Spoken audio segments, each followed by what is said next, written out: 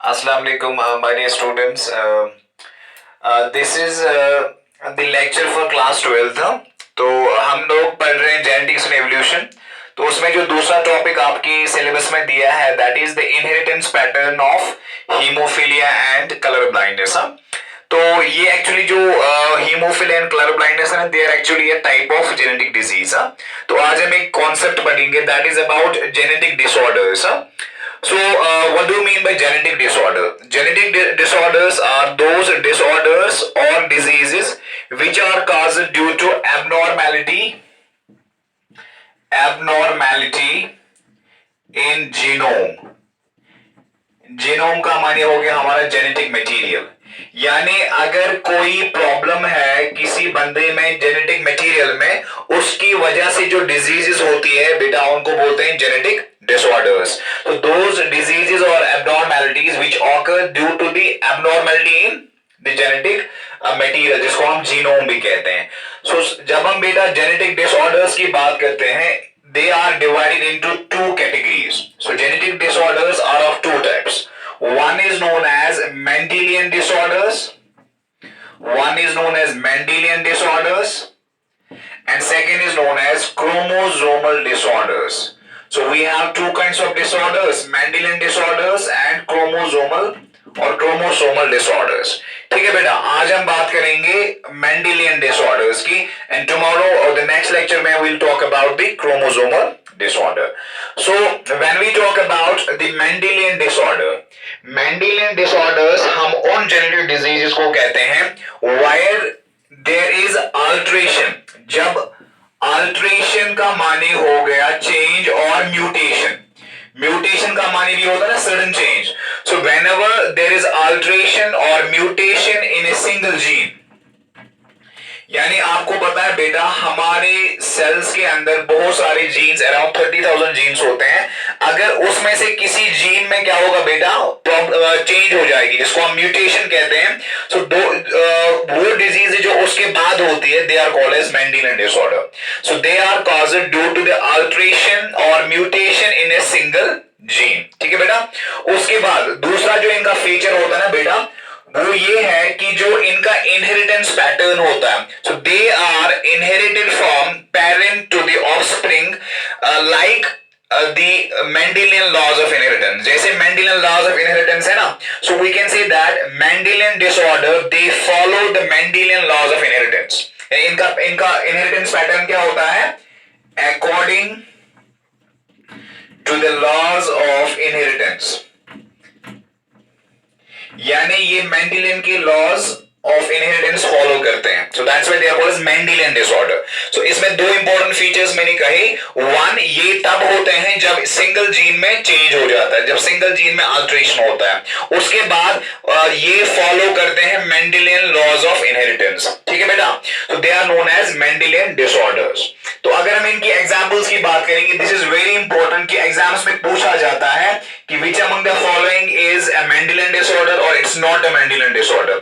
तो आपके टेक्स्ट में कुछ एग्जांपल्स दिए गए हैं, तो वो I will just mention them. उसमें से आपके टेक्स्ट में 3 एग्जांपल्स को थोड़ा इलैबोरेशन किया है, but I will write the all the examples. उसमें से हम वी कैन से 3 और 4 को हमें डिस्कस करना है। ठीक है। तो सबसे पहले haemophilia, so it's a Mendelian disorder. उसके बाद we have colour blindness, so it's also a Mendelian disorder.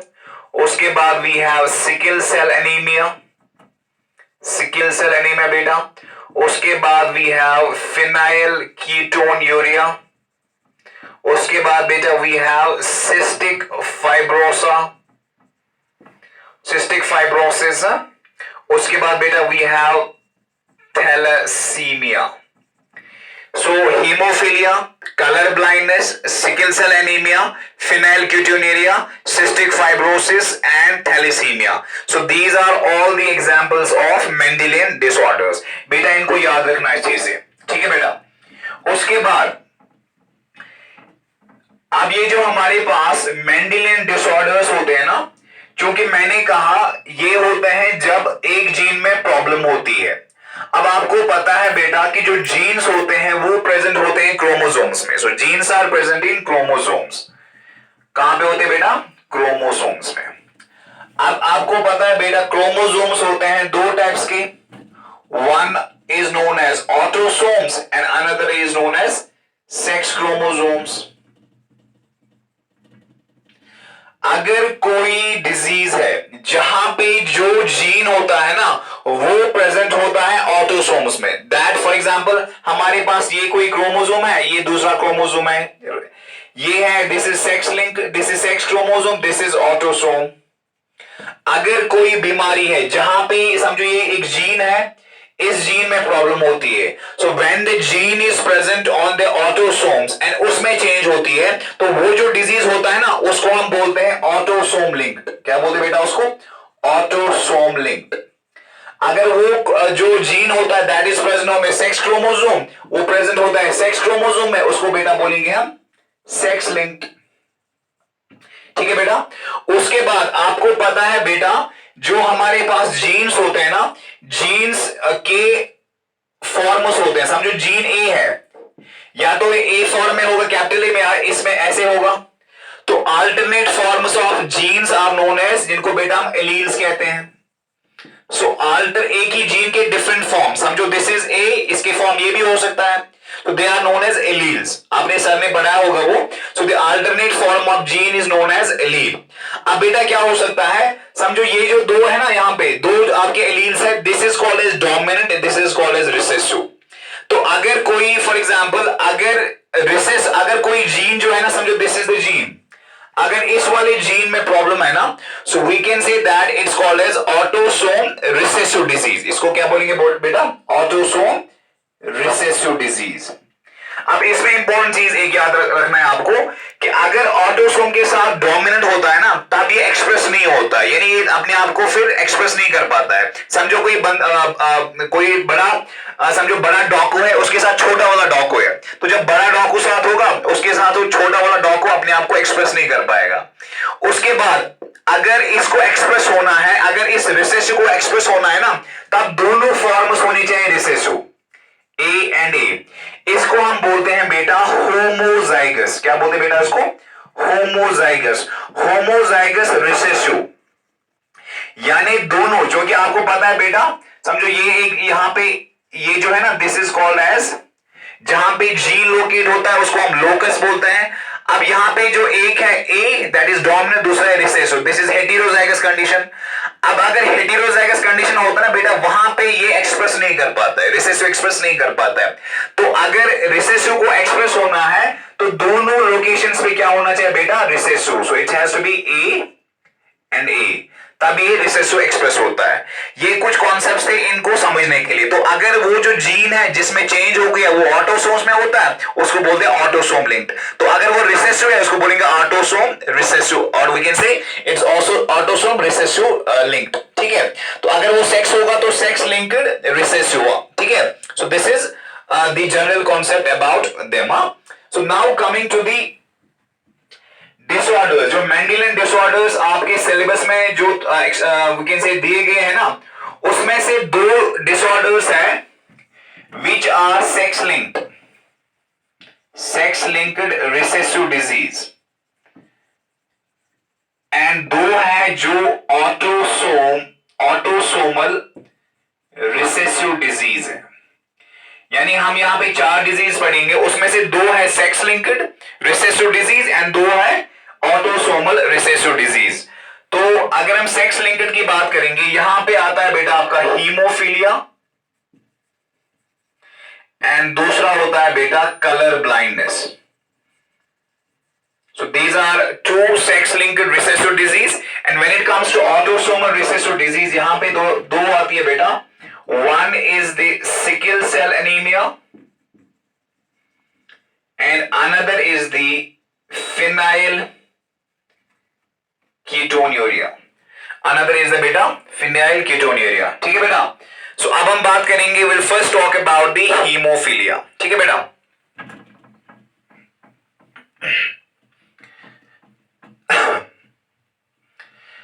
तो सबसे पहले हम कुछ इंपॉर्टेंट चीजें पढ़ेंगे हीमोफीलिया के बारे में। So the first Mendelian disorder जो हम पढ़ने वाले हैं that is haemophilia. It it is also known as बेटा bleeders disease. Bleeders disease, bleeding आपको पता है बेटा, कंटिन्यूअसली ब्लड का लॉस होना, that is called as bleeding. So चूंकि इस डिजीज में जब ब्लड फॉर एग्जांपल कट लग जाता है तो फिर ब्लीडिंग कंटिन्यूअसली हो जाती है, ठीक है। So that's why it's called as bleeders disease. उसके बाद बेटा इसको हम रॉयल्स डिजीज भी कहते हैं, और इसको हम रॉयल डिजीज भी कहते हैं, क्योंकि ये इंग्लैंड की जो we can say Victoria, queen Victoria की फैमिली थी ना, उनमें ये प्रेजेंट होती थी, वो करियर से ज्यादा इसके, so that's why it's also known as Royal's disease. So when we talk about hemophilia, it's actually it's a disease in which there is problem in coagulation. There is problem in coagulation. Coagulation का माने हो गया बेटा clotting, यानी जब कहीं पे cut होता है तो उसके बाद कुछ टाइम के बाद वहां पे क्लॉटिंग होती है, सो जिसकी वजह से ब्लड लॉस प्रिवेंट होता है। सो अब आपको पता होगा, अगर आपको याद होगा, so there is one theory about coagulation which is known as cascade theory. Cascade theory which was given by Macfarlane. So according to this theory there are 13 factors. 13 factors होते हैं, 13 सबस्टेंसेस होते हैं विच आर रिक्वायर्ड इन कोagulation। तो अगर उन factors में कोई we can से एब्सेंट होगा जिस और उसकी वजह से फिर क्या होगा, कोagulation में प्रॉब्लम हो जाएगी। So when we talk about haemophilia, there are usually two types of haemophilia. One is known as haemophilia A, another is known as haemophilia B. तो हीमोफीलिया ए वो हीमोफीलिया होता है जब clotting factor, when clotting factor 8 is absent, यानी जो clotting factor 8 होता है ना, जब वो उस इंसान में पाया नहीं जाता है, so when that is absent, so it's called as hemophilia A. So when hemophilia B कब बोलते हैं, जब फैक्टर 9 is absent. So जब coagulation factor 9 is absent, it's called as hemophilia B. तो कभी कभी हम हीमोफीलिया C भी कहते हैं, तो वहां पे होता है factor 11, so that is called as hemophilia C. तो वहां पे फैक्टर 11 is absent. तो ठीक है बेटा, यहां तक क्लियर है। तो इसके बारे में इतने पॉइंट्स ही इंपॉर्टेंट है। First it's known as bleeders disease. So actually इस डिसऑर्डर में क्या होता है बेटा, यहां पे प्रॉब्लम होती है कोagulation में due to the deficiency of coagulation factors. ठीक है बेटा, अब देखो, अब जो इसमें इनहेरिटेंस पैटर्न है वो हमें समझना है, इसके लिए अच्छे से आप ध्यान रखो। इधर देखो बेटा, इसमें क्वेश्चंस क्या आते हैं, इसमें क्वेश्चन आता है कि अगर कोई बंदा, if a male is normal and that marries with carrier female। देखो बेटा, अब इसमें क्वेश्चंस क्या पूछे जा सकते हैं। मेल क्या है बेटा, मेल इज नॉर्मल, तो जब मेल नॉर्मल होगा मींस इसका XY होगा। ठीक है बेटा, उसके बाद ये किसके साथ शादी करता, इसकी शादी किससे होती है, कैरियर फीमेल।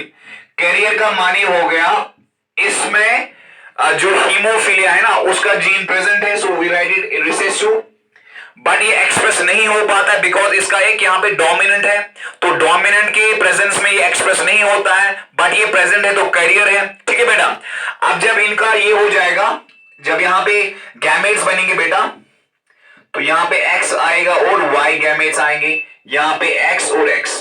तो जब हम इनका बेटा पुनेट स्क्वायर बनाएंगे, तो बेटा यहां से हम रखेंगे मेल, यहां से फीमेल से गैमेट्स, तो it will be X and Y, यहां से बेटा X और X H।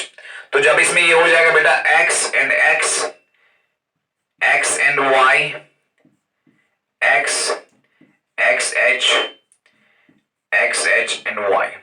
ठीक है बेटा, अब क्वेश्चन आता है कि what is the percentage of diseased we can say offspring, कितने हैं इसमें जो डिजीज्ड है। आपको पता है बेटा, डिजीजेस होने के लिए, क्योंकि आपको पता है जो फीमेल होता है ना, अब देखिए यहां पे ये नॉर्मल फीमेल है, this is normal male, this is यहां पे एक पे है, तो that means it's a carrier. यहां पे क्या है बेटा, ये मेल है, क्योंकि मेल में क्या होता है, मेल में सिर्फ एक ही एक्स होता है, तो अगर मेल में क्या होगा, अगर मेल में we can say heterozygous condition भी है ना, जो कि मेल हेटेरोजाइगस ही होता है, उसमें अगर एक्स पे जीन है ना तो वहां पे वो एक्सप्रेस होता है। तो यहां पे आपने देखा, क्योंकि यहां पे इसका काउंटर पार्ट नहीं है, क्योंकि इसमें काउंटर पार्ट है, इसका एक्स यहां पे डोमिनेंट है, यहां से रिसेसिव है, लेकिन इसका यहां से डोमिनेंट भी है, तो उसकी वजह से क्या ये एक्सप्रेस नहीं हो पाता है। But when it comes to male, जो कि वहां पे एक ही एक्स होता है, तो एक एक्स में आपका जीन है रिसेसिव, जो कि किसके लिए है, हीमोफीलिया के, जिसमें म्यूटेशन हो गया है, तो ये वाला होगा disease. So out of 4 there is 1 which is disease, so we can say that 25% of the individuals are disease। वो कैसे, 1 कितने में से, 4 में से into 100, so that is 25%। ऐसे क्वेश्चन आता है, कभी कभी ऐसे क्वेश्चन आता है कि what is the percentage of males diseased, percentage of males जो क्या है बेटा, diseased है। अब देखो यहां बेटा मेल्स कितने हैं टोटल, यहां पे 1 एंड 2 में से, दैट मींस 2 में से एक बीमार है, सो 1/2 इंटू 100, सो इट्स बेटा 50%। ठीक है बेटा, सो 50% यहां पे क्या है, मेल्स जो कि डिजीज है, जो कि अफेक्टेड है, जिनको हम बेटा ऐसे ड्रॉ कर सकते हैं। ठीक है ना, स्क्वायर जिसके अंदर कलर है। ठीक है बेटा, so this is the inheritance pattern of haemophilia. अब आप इसमें क्या कर सकते बेटा, घर में क्वेश्चन खुद प्रैक्टिस कर सकते हैं, खुद कुछ कंडीशन बनाओ, यानी एक we can say affected, for example ये क्वेश्चन आप प्रैक्टिस कर लेना। मैं आपको क्वेश्चन रखता हूं, अगर अफेक्टेड मेल है, अफेक्टेड मेल है, तो इसका आप जीनोटाइप खुद ही बनाना। वो क्या होगा, वो मैरी करता है, सॉरी दैट पहला क्वेश्चन आपका है, इफेक्टेड मेल है that marries with normal female. इसमें आप मुझे बोलना बेटा, इसमें क्या परसेंटेज होगा मेल्स का जो इफेक्टेड होंगे। ठीक है, दूसरा क्वेश्चन इसी का, परसेंटेज ऑफ फीमेल्स अफेक्टेड। ठीक है बेटा, दूसरा क्वेश्चन है नॉर्मल मेल है, करियर फीमेल के साथ शादी होगी इसकी, तो वहां पे फिर से बोलना आप percentage of males affected, percentage of females affected. इसके आप आंसर मुझे अपने नंबर पे मुझे उसके आंसर्स आप लोगों को सेंड कर लेना। ठीक है, so this was about the haemophilia. ठीक है बेटा,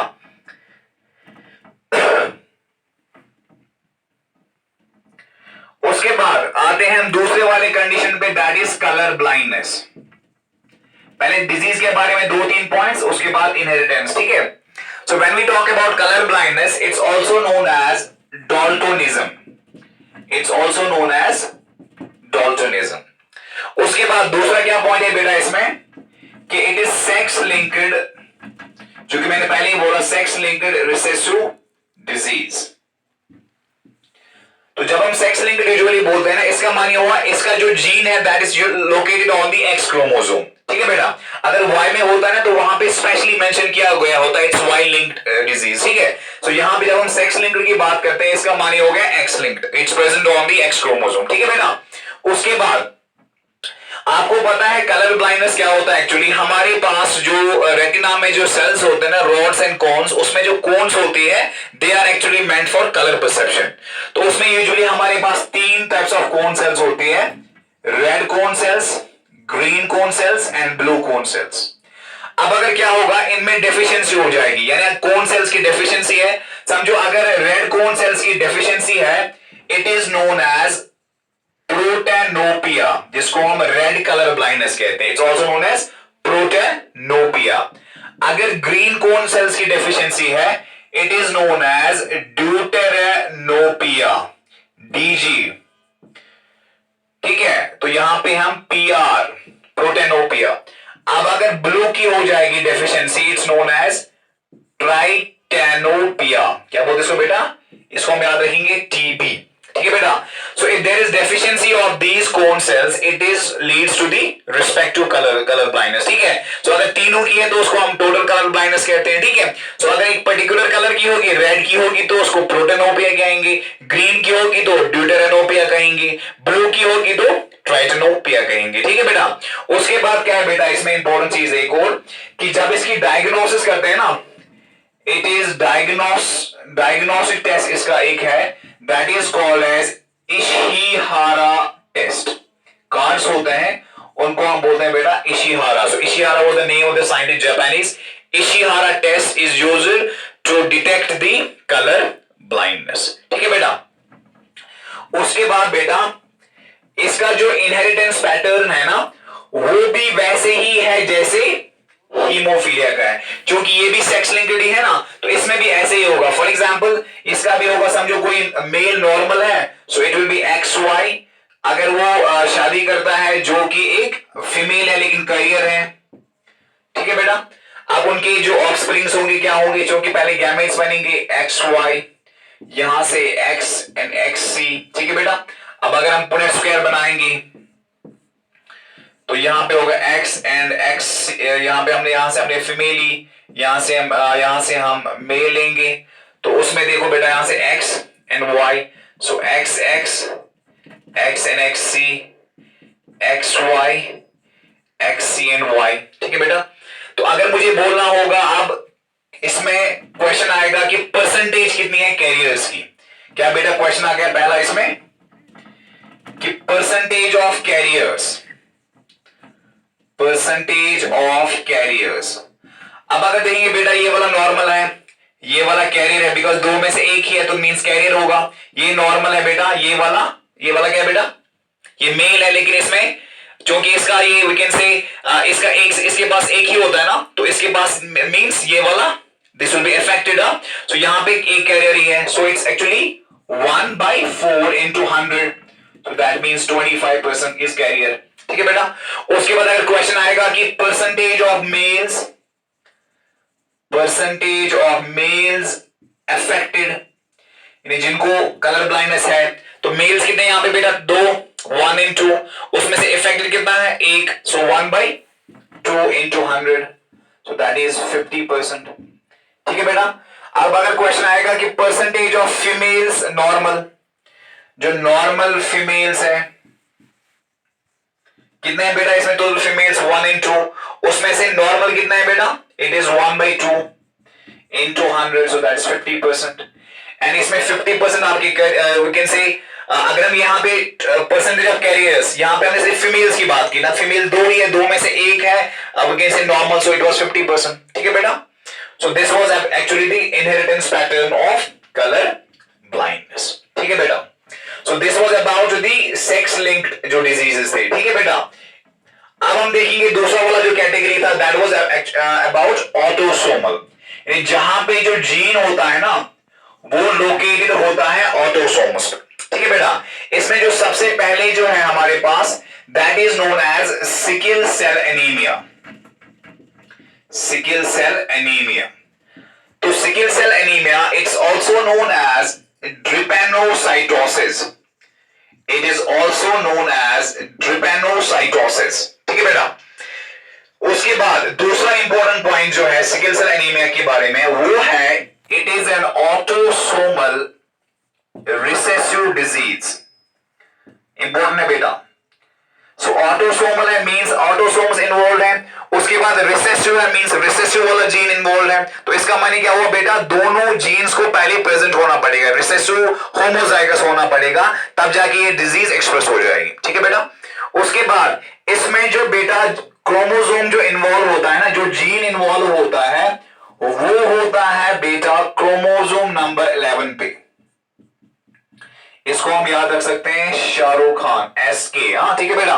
सो K is 11, so chromosome number 11 पे जो जीन होता है ना, उसमें जब म्यूटेशन होती है that actually leads to sickle cell anaemia. अब देखो बेटा इसमें होता क्या है, क्योंकि कभी कभी पूछा जाता है एग्जाम्स में, तो इसमें होता क्या है बेटा, आपको पता है जो हीमोग्लोबिन होता है ना, जो हीमोग्लोबिन होता है वो बना होता है 2 अल्फा चेन्स का और 2 बीटा चेन्स का।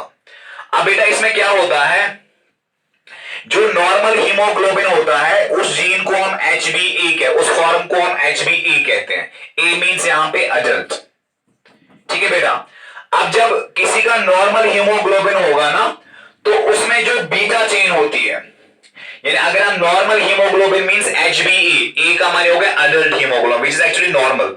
इसमें क्या होता है बेटा, इसमें बहुत सारे अमाइनो एसिड्स होते हैं, यानी जो बीटा चेन होती है ना उसमें बहुत सारे, अल्फा में भी अमीनो एसिड्स होते हैं, बीटा में भी अमीनो एसिड्स होते हैं। तो दिस इज 1 2 3 4 5 6 एंड 7 पोजीशन, ठीक है। So these are 1 amino acid 2 3 4 5 6। तो जो अगर नॉर्मल हीमोग्लोबिन होगा ना HbA, वहां पे 6 पोजीशन पे क्या होता है बेटा, वहां पे होता है ग्लूटामिक एसिड। यानी अगर नॉर्मल हीमोग्लोबिन होगा वहां पे 6 पोजीशन पे कौन सा बेटा अमीनो एसिड होगा, ग्लूटामिक एसिड। यहां तक क्लियर है। अब अगर किसी को क्या होगा, वहां पे उस जीन में म्यूटेशन हो जाएगी, तो वहां पे जो HbA है ना ये बनता है बेटा HbS, एस हो गया सिकल सेल एनीमिया। उसमें क्या होता है बेटा, उसमें जो 6 पोजीशन होता है ना वहां पे होना चाहिए ग्लूटामिक एसिड, लेकिन जब ये HbS बनता है ना, यानी जब इस HbA में म्यूटेशन होके HbS बन गया, तो वहां पे 6 पोजीशन पे क्या आता है बेटा, फिर वैलीन आता है। So instead of glutamic acid वहां पे वैलीन आता है। क्या आता है बेटा, वैलीन कौन से पोजीशन पे बेटा, 6 पोजीशन पे। इसको हम कैसे याद रखते हैं, GVF। इसका मानी हो गया गोल वेरी फार, यानी अभी हमारी जो मंजिल है ना, हम बोलते हैं मंजिल अभी दूर है, so goal very far. Glutamic acid is replaced by valine at F means 6 position पे, ठीक है बेटा। So this is how we remember it, ठीक है बेटा। उसके बाद अब देखो ये होता कैसे है, इसमें क्या होता है बेटा, जो हमारा डीएनए होता है ना, जो डीएनए होता है, डीएनए में म्यूटेशन होती है, लेकिन वो सिर्फ एक पॉइंट पे होती है, उसको हम बेटा पॉइंट म्यूटेशन कहते हैं। मैं रिपीट करूंगा, इस कंडीशन में क्या होता है, डीएनए में एक पॉइंट पे म्यूटेशन होती है, उसको हम बोलते हैं पॉइंट म्यूटेशन। अब होता क्या है बेटा, यूजुअली होता है बेटा CTC, नॉर्मल HbA में बेटा क्या होता है, CTC डीएनए में होता है सीक्वेंस, एंड जो HbS होता है ना बेटा, उसमें बनता है ये CAC। क्या बनता है बेटा, CAC। तो जब आपको पता है बेटा, अगर आपने जेनेटिक्स में पढ़ा होगा, जब डीएनए की ट्रांसक्रिप्शन होती है ना, क्या होती है बेटा, ट्रांसक्रिप्शन, वहां बनता है बेटा मैसेंजर आरएनए। तो C का बनेगा G, T का बनेगा बेटा A, C का बनेगा G, सो गैप बन गया। अब जब इसका mRNA बनेगा ना बेटा, वो बनेगा G, A के बदले आएगा U, यहां से आएगा बेटा G। सो यहां गैग से आ गया क्या बेटा, GUG। नॉर्मली क्या होता है बेटा, GAG, और अब क्या बन गया बेटा, ये GUG। इसका सिंपल तरीके से आप समझो, मैंने ये नंबर डायल किया, कौन सा नंबर बेटा, GAG। जब हम इस नंबर को डायल करते हैं ना, ये लगता है कि इसको बेटा ग्लूटामिक एसिड को, नंबर लगाने को बेटा बोलेंगे यहां पे ट्रांसलेशन। क्या बोलेंगे बेटा, यानी जब ये mRNA बनता है ना, अमीनो एसिड जिसको हम प्रोटीन फॉर्मेशन बोलते हैं, उस प्रोसेस को बोलते हैं ट्रांसलेशन। ये सिंपल सा हो गया, समझो आपने GAG नंबर अपने मोबाइल पे डायल किया, वो किसको गया बेटा, ग्लूटामिक एसिड को गया।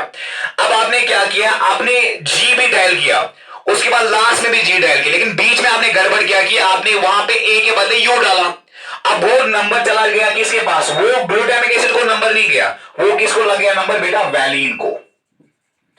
अब यहां पे डिफरेंट अमीनो एसिड आ गया बेटा, तो यहां पे आपने सिर्फ एक पॉइंट में चेंज की, so it's called as it's called as point mutation, और it's called as base substitution. क्योंकि यहां आपने नाइट्रोजन बेस है ना, यहां एडेनिन आ गया, यहां पे वी कैन से यहां पे यूरेसिल आ गया, so there is a change in a single base, it's called as base substitution, और the mutation is known as point mutation. उसकी वजह से क्या हो गया, ग्लूटामिक एसिड के बदले यहां पे 6 पोजीशन पे आ गया बेटा वैलीन आ गया, ठीक है बेटा। अब क्या होता है इस वाली कंडीशन में, कि नॉर्मल कंडीशन में जब ऑक्सीजन की कॉन्सेंट्रेशन ठीक होती है ना, तब ये प्रॉब्लम नहीं होती है, उस केस में ये नॉर्मल हीमोग्लोबिन है, नॉर्मल काम करता है।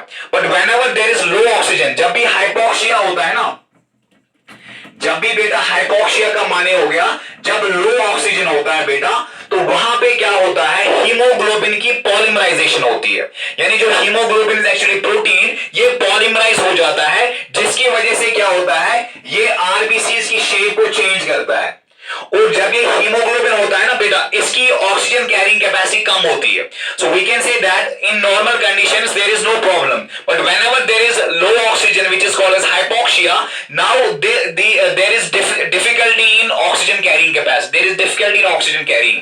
और उसके बाद क्या होता है, there is change in the RBC shape. तो आरबीसी की नॉर्मल आपको पता है इट इज बाइकॉन्केव जो होता है ना, बाइकॉन्केव से ये थोड़ा बनती है फिर सिकल शेप. समझो this is like this, sickle shape बनती है सेल.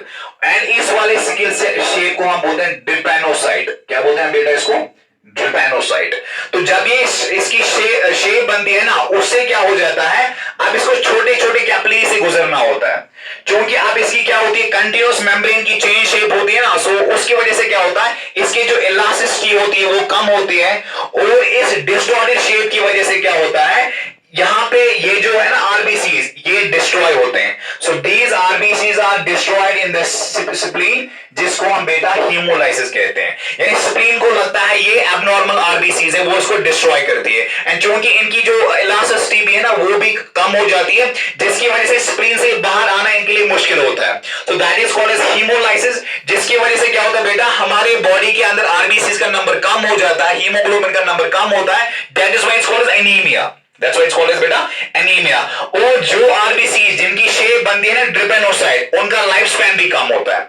अब उससे क्या होता है बेटा, अब अगर आपको पता है नॉर्मल आरबीसी का जो लाइफ स्पैन होता है 120 डेज, यहां पे इनका life span just 10 to 20 days हो जाता है. जिसकी वजह से क्या होता है, हमारी बॉडी में आरबीसी का नंबर कम हो जाता है. क्योंकि आरबीसी के अंदर ही हीमोग्लोबिन होता है, तो उसकी वजह से जब डिफिशियंसी हीमोग्लोबिन की होती है उसको बेटा एनीमिया कहते हैं. ठीक है बेटा. So this was about the sickle cell anaemia. ठीक है बेटा. तो अब इसमें एक आपको थोड़ा सा याद रखना पड़ेगा कि जो सिकल सेल एनीमिया होता है ना, जिन बंदों को सिकल सेल एनीमिया होता है ना, वो थोड़ा सा रेजिस्टेंट होते हैं मलेरिया के लिए. तो they are resistant to malaria. क्योंकि आपको पता है, अगर आपको याद होगा, मैंने बात की थी कि जो प्लाज्मोडियम का जो शाइजोगनी वाला और शाइजोगनी वाला साइकिल होता है ना, उसमें एक साइकिल होता है which takes place within the RBC, जिसको हम अर्थोसाइटिक शाइजोगनी कहते हैं. क्योंकि जिसमें ये सिकल सेल एनीमिया होता है, वहां पे वो वाला जो साइकिल है ना वो हैम्पर होता है, वो वाला नहीं हो पाता है, जिसकी वजह से प्लाज्मोडियम वहां पे रेप्लिकेट नहीं कर पाता है. So those patients, sickle cell patients are resistant to malaria. ठीक है बेटा. So this was about the sickle cell anaemia. ठीक है बेटा.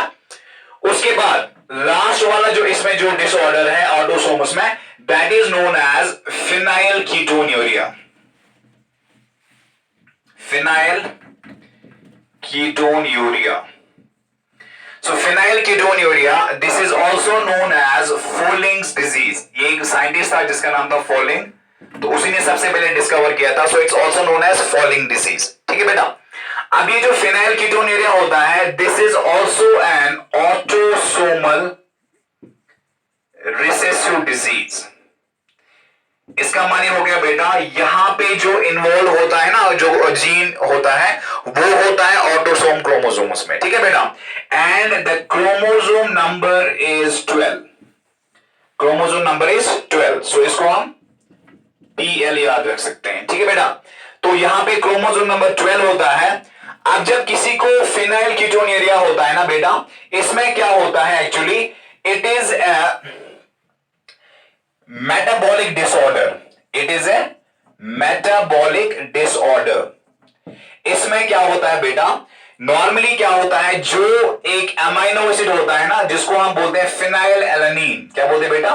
Phenylalanine. ये नॉर्मल केसेस में क्या होता है, this gets converted into tyrosine. This gets converted into tyrosine. अब अगर क्या होता है, किसी को फिनाइलकीटोन्यूरिया होता है ना, उसमें क्या होता है, ये कन्वर्जन नहीं होता है. उसका माने हुआ फिनाइल एलेनिन कन्वर्ट नहीं होता है किसमें बेटा? टायरोसिन में. जिसकी वजह से क्या होगा बेटा, वो एक्यूमुलेट हो जाएगा. जब ये बॉडी में एक्यूमुलेट होता है ना, ये कन्वर्ट होता है कुछ और प्रोडक्ट्स में. उसमें सबसे इंपॉर्टेंट होता है फिनाइल पाइरुवेट.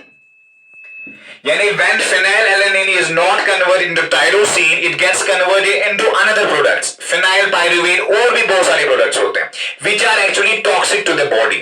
अब ये कन्वर्जन क्यों नहीं होता है, ये कन्वर्जन इसलिए नहीं होता है बिकॉज इनमें एक एंजाइम की एब्सेंस होती है, डेफिशिएंसी होती है. So there is deficiency of an enzyme which is known as PAH. उस एंजाइम को हम क्या बोलते हैं?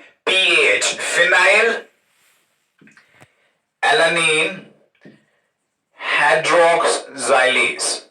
तो जब किसी को फिनाइल कीटोनुरिया होता है उसका माने हो गया उसमें एक एंजाइम एब्सेंट होता है which is actually PAH, phenylalanine hydroxylase, जो कि क्रोमोसोम नंबर 12 एक्चुअली उसमें एक जीन होता है जो इसके लिए कोड करता है. तो जब ये एंजाइम नहीं होता है जिसकी वजह से फिनाइल एलानीन कन्वर्ट नहीं होता है टायरोसिन में, उसकी वजह से वो बॉडी में एक्यूमुलेट होता है और बनता है क्या? फिनाइल पाइरुवेट और भी बहुत सारे products.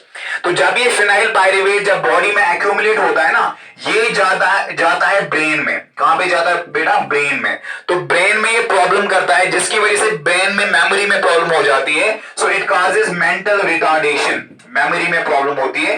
So that is called as mental retardation. और कुछ कंडीशंस में देखा गया है those babies which are suffering from phenylketonuria they have microcephaly. Microcephaly का माने हो गया छोटा सर, उनका सर छोटा होता है. और भी इनमें देखा गया है दे हैव मस्टी ऑर्डर, यानी उनकी उनकी उनके पास जो स्मेल आती है ना वो बहुत गंदी वाली स्मेल आती है, फाउल स्मेल आती है. और उनके स्किन में भी थोड़ा प्रॉब्लम आती है. That is called as eczema, itching and वो वगैरह ना, वी कैन से secretions वगैरह, that is called as eczema. So those person suffer from other symptoms, mental retardation, microcephaly, musty odour, एस्जीमा.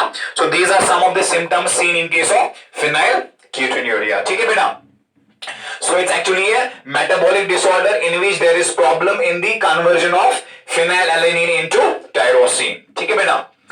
अब इसमें नेक्स्ट इंपॉर्टेंट पॉइंट ये है बेटा कि ये जो फिनाइल ये जो होता है ना फिनाइल वी कैन से जो पाइरुवेट कहते हैं उसको हम फिनाइल कीटोन भी कहते हैं.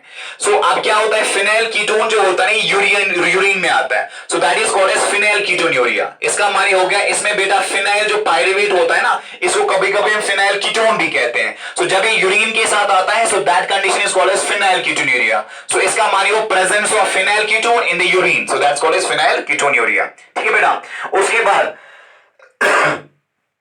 ये जो फिनाइल कीटोन्यूरिया है इसको हम डायग्नोसिस करते हैं. इसका डायग्नोसिस एक टेस्ट से किया जाता है that is called as Guthrie's test. एक साइंटिस्ट का नाम था Guthrie. So it's called as Guthrie's test. इसमें क्या होता है बेटा जो बच्चा होता है छोटा बच्चा उसकी जो इसका जो हील होता है जो उसके पैरों का हील होता है ना वहां से ब्लड को निकाला जाता है. उसके बाद it's also called as neonatal heel prick test. So the test for diagnosis of phenylketonuria is known as Guthrie's test. इसको हम neonatal means बच्चा जो छोटा बच्चा जिसने जन्म लिया होता है recently, heel prick test. वहां से क्या लिया जाता है? ब्लड. उसके बाद कार्ड्स होते हैं, उसके बाद उस पे वो ब्लड डाला जाता है. ये जो कार्ड्स होते हैं इसके ऊपर एक बैक्टीरिया होता है जिसको हम बोलते हैं बैसिलस सबटिलस. क्या बोलते हैं इसको बेटा? बैसिलस सबटिलस. अब पहले क्या होता है ये समझो आप ये मरा हुआ होता है बैक्टीरिया. अब अगर जब इसमें ब्लड डालते हैं ना अब अगर ये बच्चे को क्या है फिनाइल कीटोनुरिया है तो उसमें प्रेजेंट होगा ना फिनाइल कीटोन. तो जब वो फिनाइल कीटोन इस मरे हुए बैक्टीरिया को मिलता नहीं ये फिर से ग्रो करता है. तो अगर हमने देखा कि इस वाले कार्ड के ऊपर जिनको हम गुथरी कार्ड्स कहते हैं उनके अंदर हम उनके ऊपर हमने बैक्टीरिया की ग्रोथ देखी तो we can say that this neonate is suffering from phenylketonuria. So this card is known as Guthrie's test. This test is known as Guthrie's test. इसमें कौन सा बैक्टीरिया इस्तेमाल किया जाता है बेटा? Bacillus subtilis जो यूजुअली समझो मरा हुआ होता है. तो जब उसको खाना मिलता है कौन सा? phenylketonuria जो कि उस ब्लड में प्रेजेंट होगा जिसको ये जो इसके लिए पॉजिटिव है. तो when that card received the blood of that patient who is suffering from phenylketonuria, so then it again grows. So the growth of the bacteria shows that this person is positive for phenylketonuria. तो last में एक information बोलूंगा जो आपने जो हम chewing gum खाते हैं हैप्पी डेंट कल आप लोग सारे वो लेना उसमें देखना उसमें एक डब्बे में लिखा होता है नॉट फॉर फिनाइलकेटोनुरिक्स. यानी ये जो च्युइंगम होता है ना, ये फिनाइल क्यूटिनेरिक्स के लिए नहीं होता है, इसको वहां पे लिखा होता है। तो आप लोग मुझे अपने नंबर पे इसके बारे में इंफॉर्मेशन करेंगे, जो सबसे पहले आंसर करेगा उसका नाम मैं कल बोलूंगा नेक्स्ट लेक्चर में। Why is it not recommend, यानी हैप्पीडेंट फिनाइल क्यूटिनेरिक्स के लिए क्यों अलाउड नहीं है, इसका आंसर आप मुझे बताएंगे एंड उसका नाम मैं नेक्स्ट लेक्चर में बोलूंगा कि सबसे पहले बॉयज में से कौन बोलेगा, सबसे पहले गर्ल्स में कौन बोलेगा, ठीक है। तो ऑल द वेरी बेस्ट, इसको अच्छे से समझ लेना एंड जहां पे प्रॉब्लम होगी वहां पे आप मुझे कांटेक्ट कर सकते हैं, ठीक है। So next lecture will be on Sunday, तो then on that day will talk about chromosomal disorders, ठीक है बेटा। तो अच्छे से समझ लेना इसको एंड आई होप आप लोगों को अच्छे से समझ आया होगा। तो जहां पे प्रॉब्लम होगी वहां पे मुझे कन्वे कर सकते हैं, ठीक है। ओके बेटा, थैंक यू सो मच, अस्सलाम वालेकुम।